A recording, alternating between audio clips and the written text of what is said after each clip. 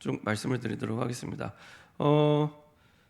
나중에 프린트물로 또 여러분들께 드릴 거기 때문에 요람에도 실려질 것이고 프린트물로 드릴 거기 때문에 나중에 일단 참고하시면 될 것 같고요. 지금은 이렇게 쭉 대부분의 내용이 지난 요람에 있던 내용과 비슷하고요. 조금 달라진 부분이 있습니다. 쭉 제가 읽도록 하겠습니다.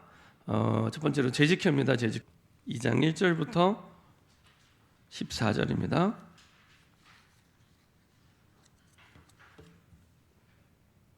여호수아 2장 1절부터 14절까지의 말씀입니다.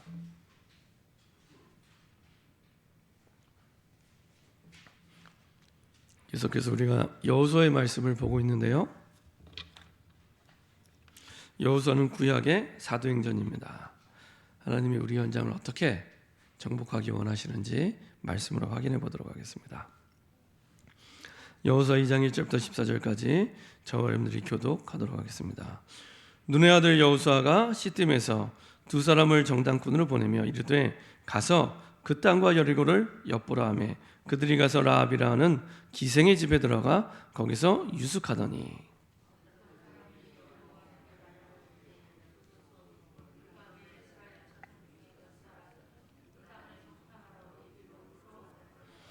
여리고 왕이 라합에게 사람을 보내어 이르되 내게로 와서 내 집에 들어간 그 사람들을 끌어내라. 그들은 이 온 땅을 정탐하러 왔느니라.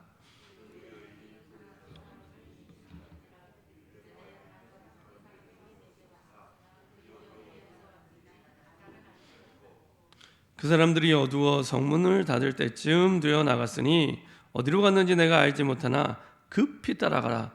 그리하면 그들을 따라잡으리라 하였으나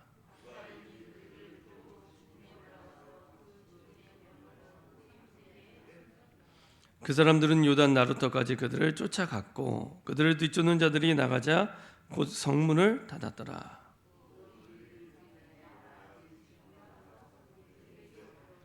말하되 여호와께서 이 땅을 너희에게 주신 줄을 내가 아노라.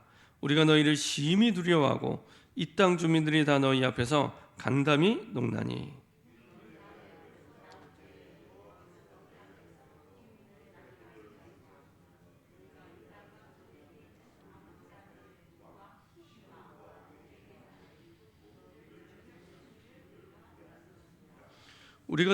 우리가 듣자 곧 마음이 녹았고 너희로 말미암아 사람이 정신을 잃었나니 너희 하나님 여호와는 위로는 하늘에서도 아래로는 땅에서도 하나님이시라.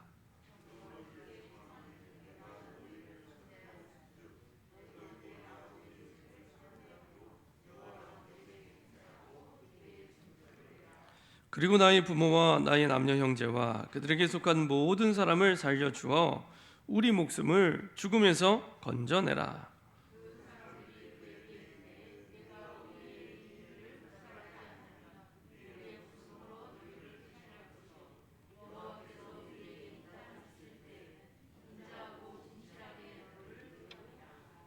아멘.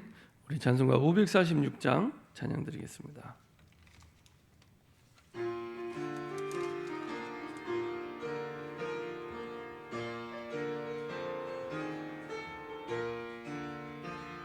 주님 약속하신 말씀 위에서 영원토록 주를 찬송하리라. 소리 높여 주께 영광 돌리며 약속 믿고 굳게 서리라. 굳게 서리 영원하신 말씀 위에 굳게 서리. 굳게 서리 그 말씀 위에 굳게 서리라. 주님 약속하신 말씀 위에서 세상 염려 내게 엄습할 때에 용감하게 힘써 싸워 이기며 약속 믿고 굳게 서리라. 굳게 서리 영원하신 말씀 위에 굳게 서리. 굳게 서리 그 말씀 위에 굳게 서리라. 주님 약속하신 말씀 위에서 영원하신 주의 사랑이 밉고 성령으로 힘써 싸워 이기며 약속 믿고 굳게 서리라. 굳게 서리 영원하신 말씀 위 굳게 서리 굳게 서리 그 말씀 위에 굳게 서리라. 주님 약속하신 말씀 위에서 성령 인도하는 대로 행하며 주님 품에 항상 얻으며 약속 믿고 굳게 서리라. 굳게 서리 영원하신 말씀 위에 굳게 서리 굳게 서리 그 말씀 위에 굳게 서리라. 아멘. 자, 한번 기도하고 말씀 나누도록 하겠습니다. 전능하신 하나님을 찬양합니다. 우리에게 항상 말씀 주시고 말씀대로 이루시는 하나님께 영광과 존귀를 돌립니다. 하나님의 그 말씀과 하나님의 음성이 늘 우리에게 들게 하시고 이것이 우리의 기준이 되게 하사 주신 말씀대로 역사하시는 그 보좌의 능력과 축복이 우리 삶 가운데 확인되고 발견되고 체험되는 언약의 증인되게 하여 주옵소서. 언약을 듣는 것이 아니라 언약을 보고 확인하는 증인으로 서서 언약의 전달자로 우리의 어려운 장 속에 말씀 운동이 새롭게 시작될 수 있도록 축복하여 주옵소서. 우리에게 모든 일을 다 하는데 하나님의 말씀을 하나님의 말씀으로 듣지 못하게 하는 모든 불신앙과 흑암의 세력이 권세는 주 예수 그리스도의 능력 이름으로 완전히 결박받고 떠나가게 하시고 우리의 모든 일에 모든 상황에 답을 능력을 행복을 말씀 속에서만 찾게 허락하여 주옵소서. 감사드리며 주 예수 그리스도의 이름으로 기도합니다. 아멘. 우리 좌우에 계신 분과 인사 한번 하겠습니다. 예수가 그리스도십니다. 그리스도께서 모든 문제를 완전히 영원히 끝내셨습니다.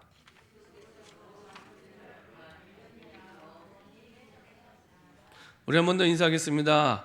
언약대로 모든 일은 되어집니다. 네. 첫 번째, 두 번째도 중요하지만 세 번째는 꼭 기억하셔야 됩니다. 대부분이 99%가 형편대로 된다고 생각합니다. 아닙니다. 언약대로 됩니다. 대부분이 능력대로 된다고 생각합니다. 절대 아닙니다. 언약대로 됩니다. 어떻게 하나님 하시냐?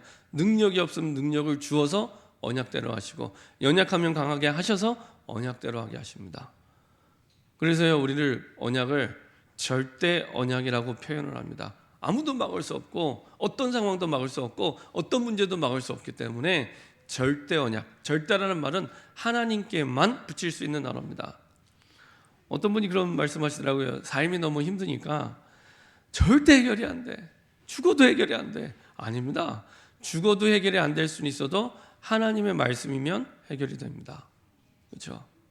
너무 많은 사람들이 힘들고 어렵다 보니 자꾸만 오해가 되고 자꾸만 사단에게 속게 되는데 그렇지 않습니다.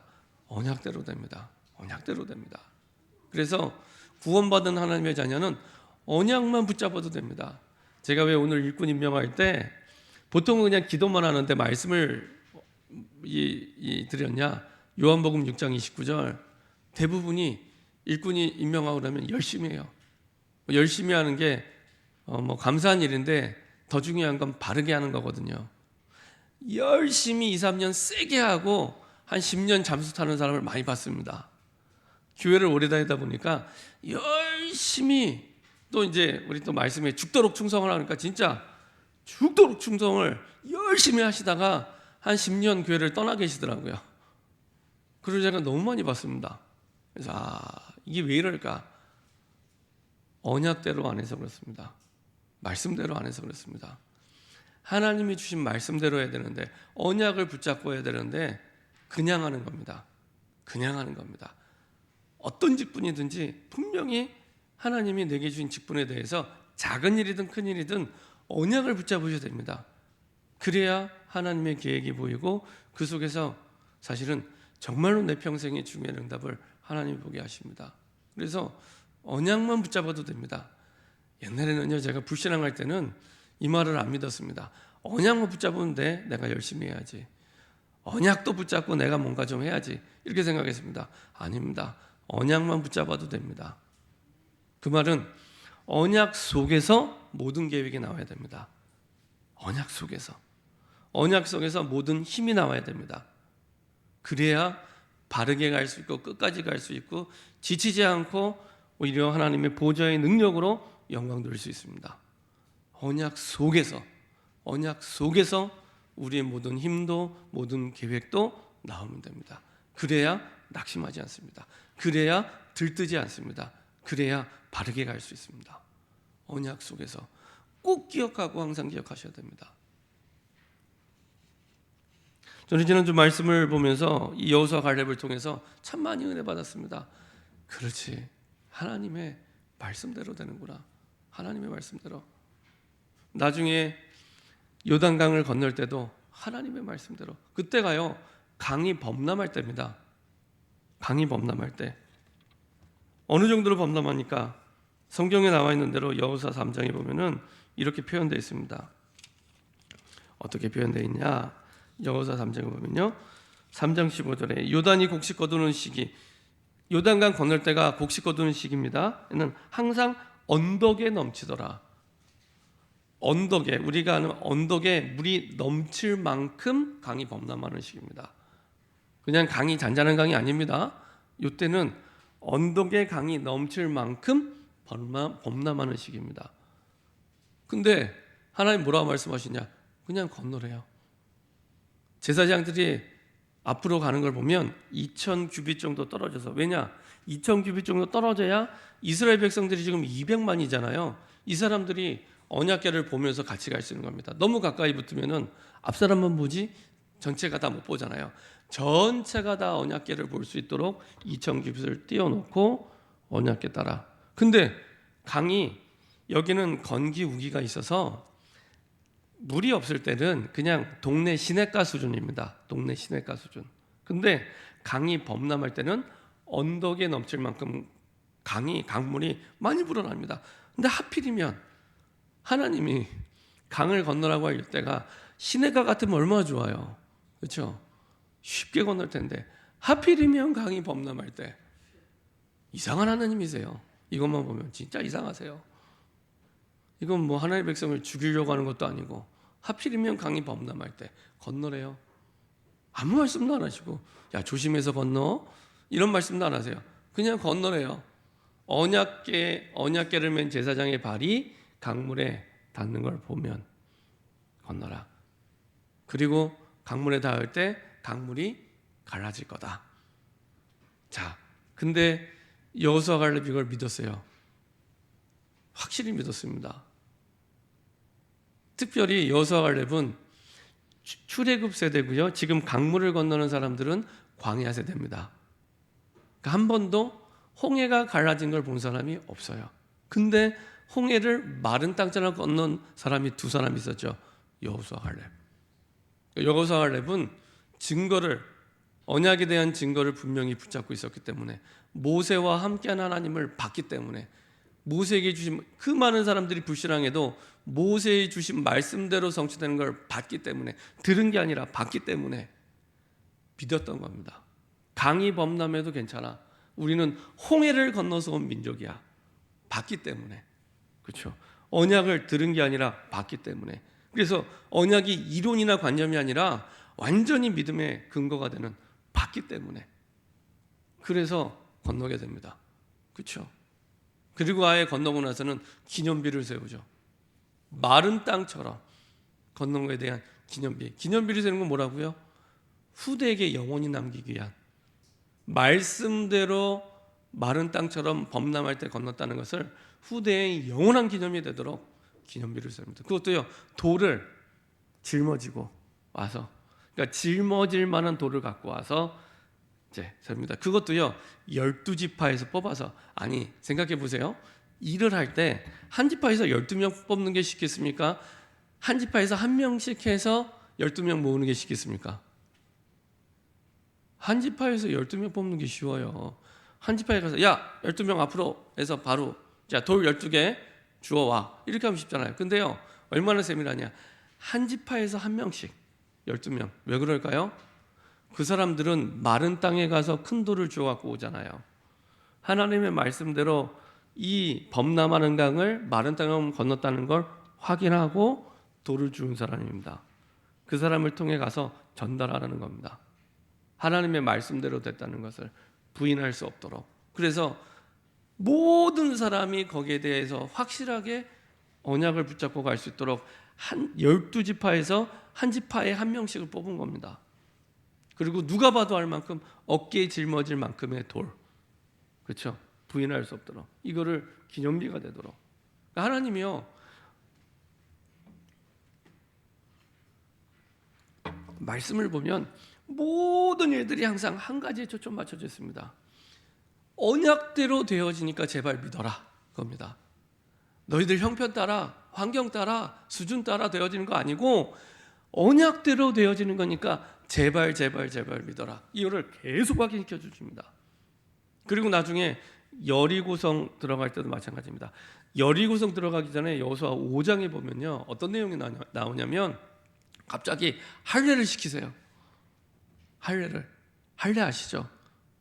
지금 당장 여리고성을 정복해야 할 군인들인데 할례를 시켜요. 일단 할례를 시키면 며칠 동안은 꼼짝 못합니다. 군인들을 할례를 시켜요. 할례는 남자만 하잖아요. 이게 아무리 봐도 상식과도 안 맞고 병법과도 안 맞아요. 근데 갑자기 하나님이 할례를 하라고 하니 여호수아라면 또 그대로 할례합니다. 그리고 또 꼼짝없이 가만히 있어야 돼요. 전쟁을 지금 당장 치러야 되는데 코앞에 여리고가 있는데. 언약을 기억하라는 겁니다. 언약을 기억하고 정복하라는 겁니다. 그리고 나서 여리고를 돌게 하시죠. 여리고를 돌게 할 때도 철저히 인본주의 방법이 아니라 하나님의 말씀대로 딱 항상 하나님이 항상 시작할 때 말씀을 주세요. 자, 하루에 한 바퀴씩, 두 바퀴 세 바퀴 말고 한 바퀴씩 돌아라. 그 6일 동안 한 바퀴씩 돌고 7일째는 7바퀴. 7바퀴를 도는데 잘 들어. 제사장이 양강나팔을 불면 그때 소리를 외쳐. 그러면 성이 무너질 거야. 세상에 병법에서 한 번도 들어본 적이 없는, 책에서 본 적이 없는, 대부분은 이 정도 되면은 99.9% 불신앙합니다. 본 적이 없는데요, 상식과 안 맞는데요, 이거는 현실과 안 맞는데요, 이렇게 얘기합니다. 맞습니다. 현실과 안 맞습니다. 상식과도 안 맞습니다. 논리와도 안 맞습니다. 그렇다고 이게 비상식, 비논리냐? 아니요. 초논리, 초상식. 결국에 상식대로 논리대로 되는 게 아니라 언약대로 됩니다. 그렇죠? 그러면서 주의사항, 성을 돌면서 절대 말하지 마. 왜요? 딱 불신앙하기 좋잖아요. 상식과도 안 맞죠. 현실과도 안 맞죠. 논리와도 안 맞죠. 맞는 게 없어요. 그때 당시에 여리고성의 높이는 보통 4m에서 5m입니다. 4m에서 5m의 성이 4m에서 5m의 간격을 두고 두 개가 이렇게 있는 겁니다. 이 바깥을 도는 겁니다. 그리고 학자들에 의하면 성이 나중에 무너질 때 안으로 무너졌대요. 그렇게 무너지게 됩니다. 그리고 라합의 집이 어디 있었냐? 요성과 요성 사이에 대들보를 세워서 여기에 집이 있는 겁니다. 그래서 나중에 성벽을 타고 내려오고 타고 올라왔다고 하는 게 집이 여기 있었기 때문에 성 안에 있는 게 아니라 이 성벽과 요 성벽 사이에 대들보를 세워서 집을 세운 겁니다. 그래서 정탐꾼이 여기 왔는데 기생 라합이잖아요. 우리로 생각하면 그냥 주막 생각하시면 됩니다. 주막에 많은 사람이 오잖아요. 왜 정탐꾼이 주방으로 갔냐? 기생 라합 집으로 갔냐? 거기 많은 사람들이 모이니까 정보를 얻기가 쉬워요. 그래서 주막으로 간 겁니다. 그 기생 라합 집으로. 그렇죠? 그래서 요 성과 요 성 사이에 있는 이 라합 집에 가서 사실은 이제 정보를 수집한 거였죠. 여튼 이렇게 돼 있는 성을 돌라는 겁니다. 근데 보세요. 지난번에 말씀드린 대로 영화 보셨죠? 영화에 보면은 요 정도 이제 성벽전이라고 합니다. 성벽전을 하게 되면 위에서 돌을 굴리든지 화살을 쏘든지, 화살 쏘기도 얼마나 좋아요. 한 4m, 5m니까 우리가 생각하는 높은 성 아닙니다. 사람 2개 키, 한 3개 키 정도 안 돼요. 그 정도 높이입니다. 위에서 바라보면요, 바로 돌을 던져서 맞출 수 있는, 아니면 뜨거운 물을 붓든지 돌을 부으면 바로 죽임을 당하는 겁니다. 근데 하나님은 그 성을 돌래요. 불신앙하기 딱 좋습니다. 그래서 99.9%의 사람이 불신앙합니다. 근거, 상식과 안 맞아, 현실과 안 맞아, 그런 거 본 적 없어. 기준이 어디 있냐? 내가 보고 들은 거, 사람. 더 근본적으로 창세기 3장 나에 있습니다. 나. 하나님의 말씀이 아니고. 그래서 99.9%의 사람이 다 속습니다. 이거를 돌게 하는 이유도 하나입니다. 아니, 하루에 한 바퀴 돌면 듣고 안 돌면 더 듣고 10바퀴 돌, 아무 상관없습니다. 중요한 것은 말씀대로 하라는 겁니다. 하나님이 한 바퀴 돌 때만 역사하고 2바퀴 돌면 역사 안 하십니까? 아니라니까요. 한 바퀴 돌아도 되고 2바퀴 돌아도 되고 10바퀴 돌아도 되고 안 돌아도 됩니다. 안 돌아도 하나님이 역사하실 수 있습니다. 중요한 건 하나님이 문제가 아니고 하나님의 말씀을 믿지 않는 이스라엘 백성입니다. 그래서 계속 하나님이 하나님의 말씀을 믿도록 40년 동안 훈련을 시켰지만 정복 전쟁을 하면서도 철저하게 언약대로 되어진다는 것을 믿도록 훈련시키는 겁니다. 그래서 미리 말씀을 주시고 말씀대로 할 때만 역사가 일어나게 됩니다. 그리고 드디어 여리고가 무너지게 됩니다. 그렇죠? 우리 상식대로면 안 무너져야 돼요. 세상에 그런 성벽전이 어디 있습니까? 근데 무너져요. 하나님의 말씀대로. 그래서요, 진짜로 우리가 선택하고 결정할 때는 하나님께 질문하셔야 됩니다. 전에 말씀드린 저는요, 시간이 흘수록 복음을 알아가면 알아갈수록 제가 옛날에 했던 생각이 너무 많이 틀렸구나 생각합니다. 그냥 한두 가지가 아니고 너무 많이 틀렸구나 생각합니다. 그래서 복음을 알아가면 알아갈수록 반드시 질문합니다. 매주 말씀을 준비하면서도 꼭 하나님께 질문합니다. 왜? 내 생각은 맞는 게 없어요. 하나님의 말씀만 맞아요. 그래서 하나님께 질문합니다. 반대로 기독교인의 최대 실수는 하나님께 질문하지 않는 겁니다. 그렇죠? 능력이 없는 게 아니고, 무식한 게 아니고, 모자란 게 아니고, 모든 것을 아시는 하나님께 우리의 미래와 생사, 화복을 주관하는 유일한 분인 하나님께 질문하지 않고 하는 겁니다. 이게 기독교인의 최대 실수입니다. 그렇죠? 그런 실수를 제가 과거에 너무 많이 했기 때문에 할 수만 있으면 계속 하나님께 질문합니다. 질문하고 답을 어디서 찾냐? 말씀을 통해 찾습니다. 그래야 바르게 가고 끝까지 가고 제대로 응답받기 때문에. 그래서 이스라엘 백성들에게 그 부분을 계속 요단강을 건너는 게 문제가 아니고 여리고 무너뜨리는 게 문제가 아니라 하나님의 말씀을, 그 복음을 계속 각인시키는 겁니다. 그래서 이스라엘 백성들이 사실은 자기 힘으로 정복한 게 아니라 믿음으로 정복했죠. 어떤 믿음입니까? 복음을 믿는 믿음. 근데 그 믿음이 반드시 언약에 근거한 믿음이 돼야 사실은 흔들리지 않습니다. 예수는 그리스도 모든 문제의 결자, 말은 하는데 실제 선택할 때 전부 내 뜻, 내 계획, 형편, 사정 따라 결정합니다. 그렇죠? 왜 그럴까요? 언약에 근거한 믿음이 아니면 그렇습니다. 엊그제도 잠깐 어떤 분 신방 가서도 제가 3가지 얘기했습니다. 요한복음 19장 30절. 십자가에서 모든 문제 끝내셨습니다. 완전히 끝내셨습니다. 일단 말씀드리고요. 마태복음 16장 10절. 언제 이거 누립니까? 인생의 주인이 그리스도 될 때. 주인이 그리스도 될 때. 그래서 제가 그 얘기 말씀드렸습니다. 저도 이제 전셋집을 오래 살았습니다. 전셋집을 고칠 때 누가 고쳐요? 했더니 이분이 하시는 말씀이, 저는 미안해서 말을 못하기 때문에 본인이 고친대요. 그런 거 말고 보편적으로 누가 고쳐요? 제가 이렇게 말씀드렸더니 이제 주인이 고친다고. 그렇죠. 주인이 고쳐야 됩니다. 보통 전세 지분. 그래서 이제 저도 이렇게 고칠 게 있다고 주인한테 얘기합니다. 그럼 주인이 이제 고쳐줘요. 그렇죠. 내 인생의 주인이 그리스도가 될 때 진짜 복음이 복음됩니다. 주인이 그리스도가 될 때. 그리고 마태복음 28장 16절 10절 내가 좀 의심해도 예수님이 그거 탓하지 않고 제자들에게 세계복음화 약속해 주신 것처럼 내가 좀 부족해도 하나님이 원하는 방향을 발견했으면 그거대로 하나님 역사합니다. 그럼 내 연약하고 부족한 부분 어떻게 됩니까? 그 방향이 하나님의 뜻이 맞으면 그것 때문에 연약함은 강하게 하시고 부족함은 채워서 만들어 가십니다.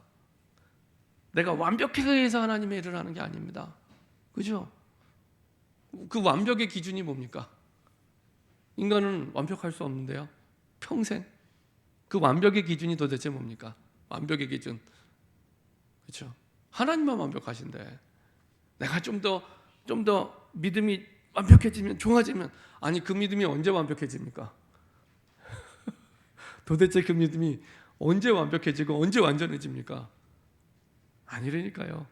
부르심이 기준입니다. 예수님이 제자들을 부르실 때 완벽해서 부른 제자 단 한 명도 없습니다. 마가복음 3장 13절부터 15절. 그렇죠?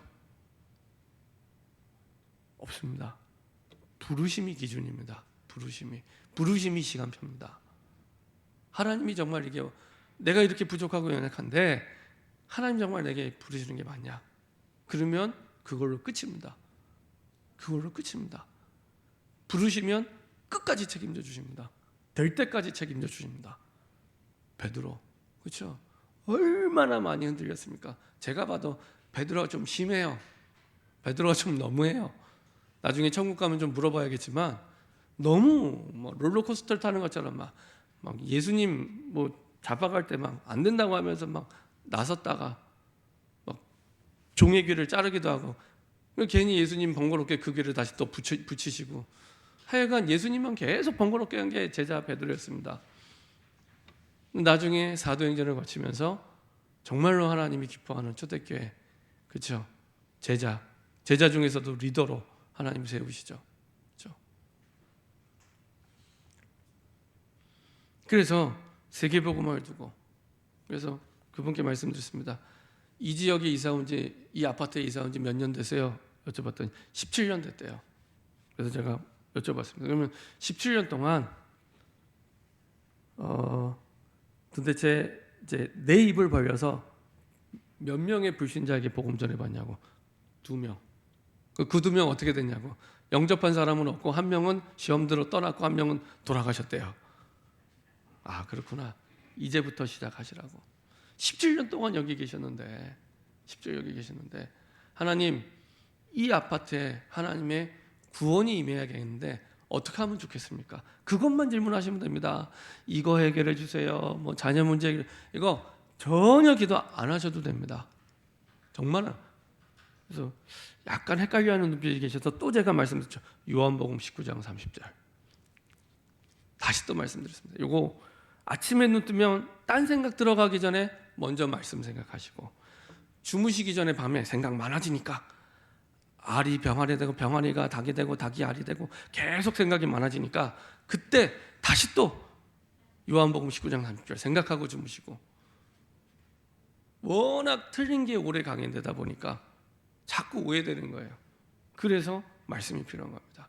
그래서 제가 요 성경 구절 세 구절 적어놓고 아침에 눈 뜨면 딴 거 아무것도 생각하지 마시고 성경 구절 세 구절을 읽고 눈 한번 감고 생각하시고 눈만 감아도 하나님 역사하시니까 눈 감고 생각하시고 그리고 주무시기 전에 성경 구절 세 구절 또 한번 확인하시고 아예 계속 보시고 암송하면 제일 좋고 또 한번 눈 감고 생각하시고 편안하게 주무시고 그러시면 됩니다. 그리고 뭐만 기도합니다. 하나님 이 아파트에 내가 17년 살았는데 하나님의 구원이 임해야 되지 않겠습니까?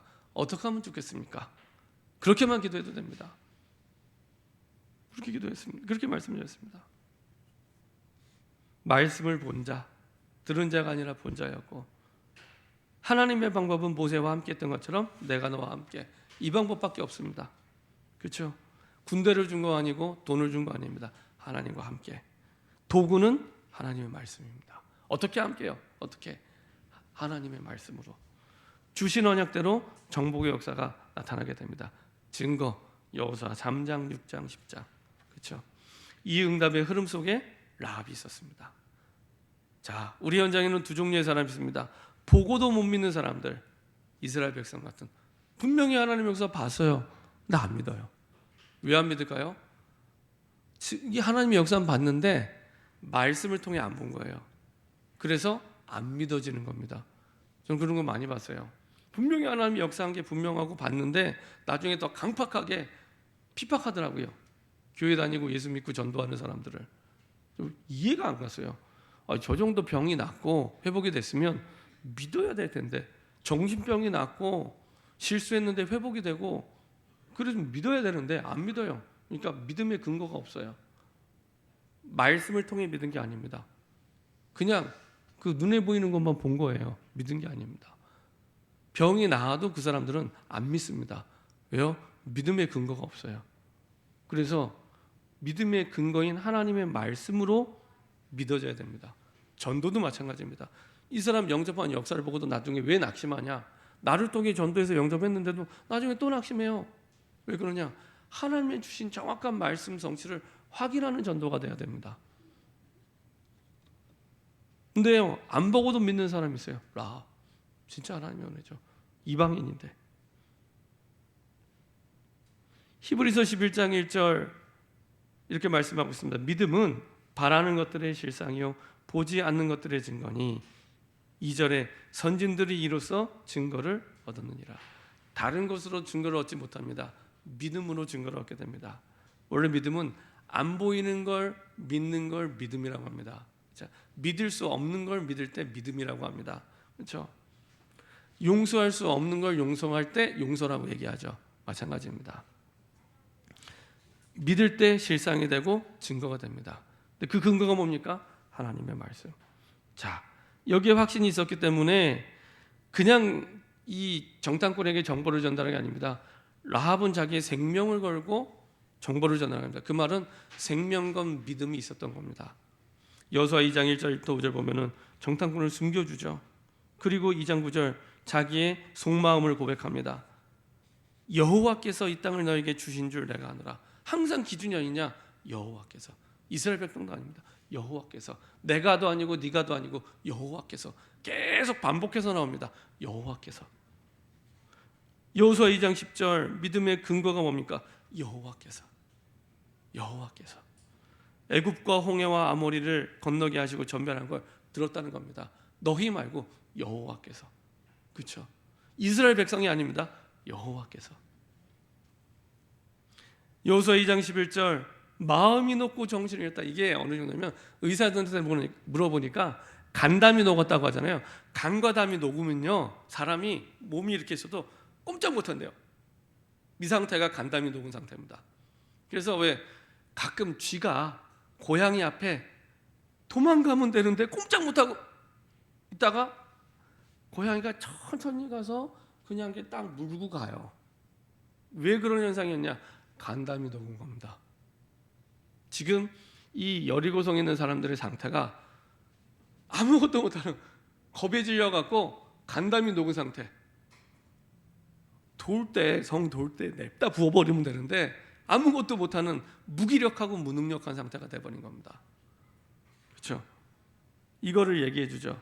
근데 그거보다 더 중요한 거는 하나님의 말씀대로. 자, 그래서 너희 하나님은 상천하지 하나님, 유일하신 하나님의 얘기죠. 이게 왜 중요하냐? 그 당시 가나안 사람들은요 다신론입니다. 다신론. 여러 신들을 믿었어요. 여러 신들.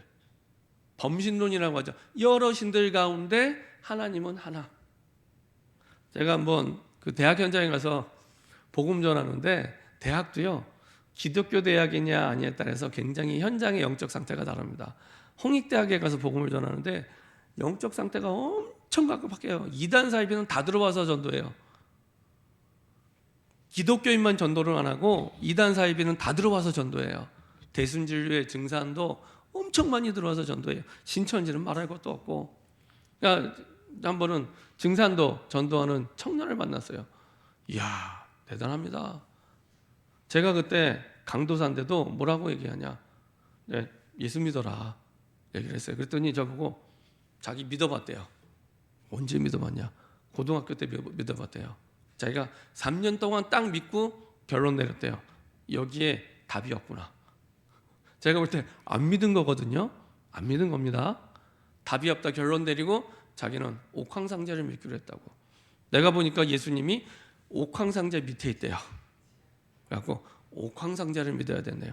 그리고 그분이 이 땅에 오셨는데 누구로 오셨냐? 강증산으로 오셨대요. 그 강증산 스토리를 보면요, 예수님하고 스토리가 비슷해요. 말씀이 육신 되어 온 것처럼 옥황상제가 육신의 옷을 입고 이 땅에 왔는데 강증산이라.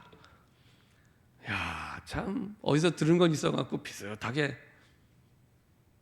옥황상제를 믿어야 된다고 저에게, 제가 교육자인 걸 아는데 저한테요 확신 가지고 설득하더라고요. 제가 그 얘기를 들으면서 슬펐어요.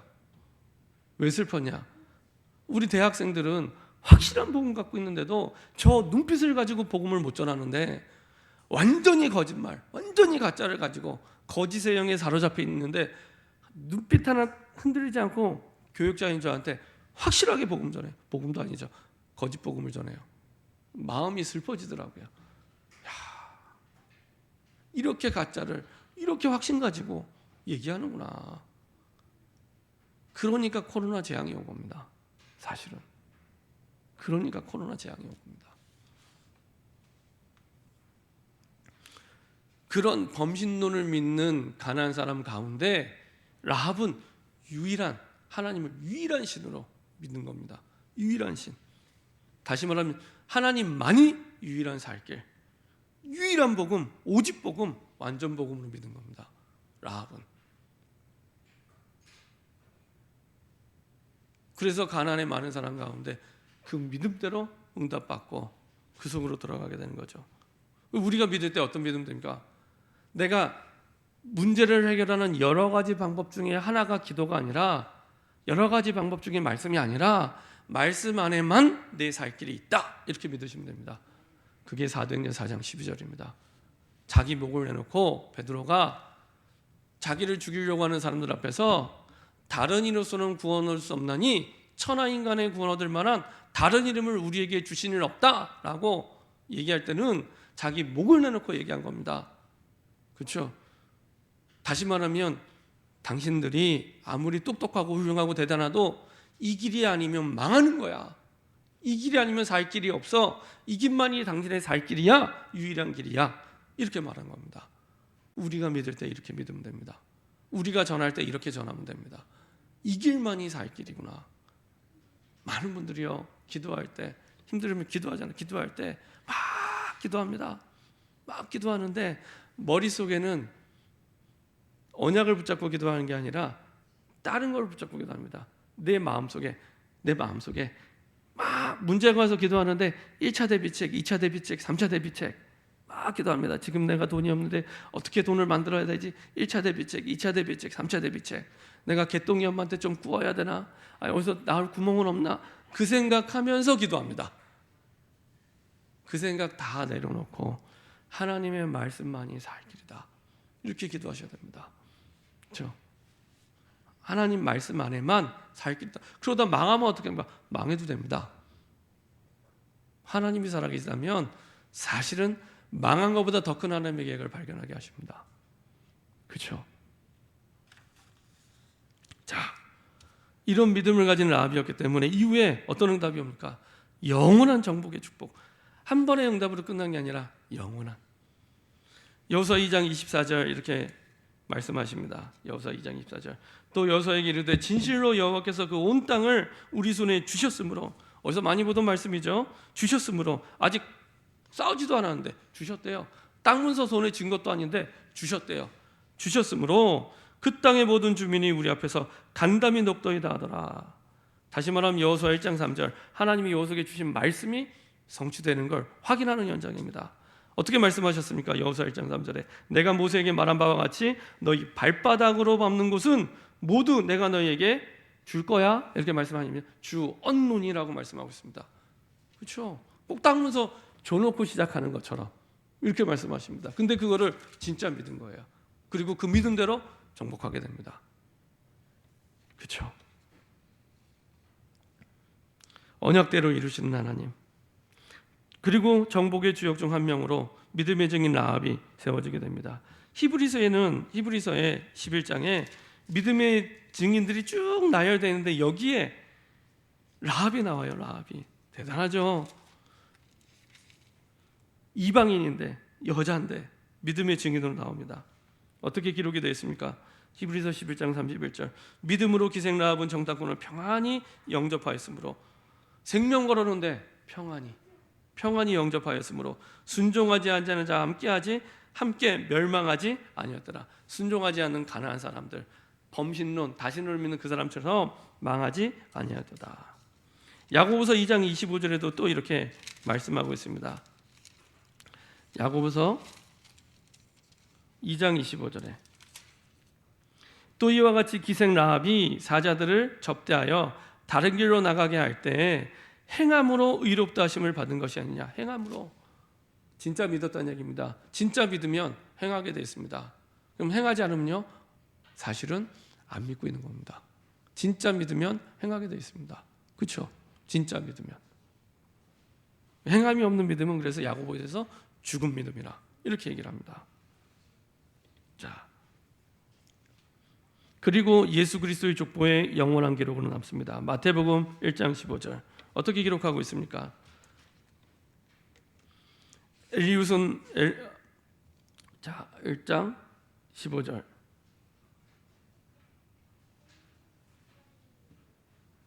15절이 아니라 5절입니다. 5절 1장 5절에 살몬은 라합에게서 보아스를 낳고 보아스는 롯에게서 오벳을 낳고 오벳은 이새를 낳고 다시 말하면은 그 라합의 손자가 이새예요. 그리고 증손자가 다윗입니다. 그리고 참 신기한 건 이 라합의 남편이 살몬인데요. 살몬의 아버지가 누군 줄 아십니까? 갈렙입니다. 갈렙의 며느리가 됐습니다. 그렇죠?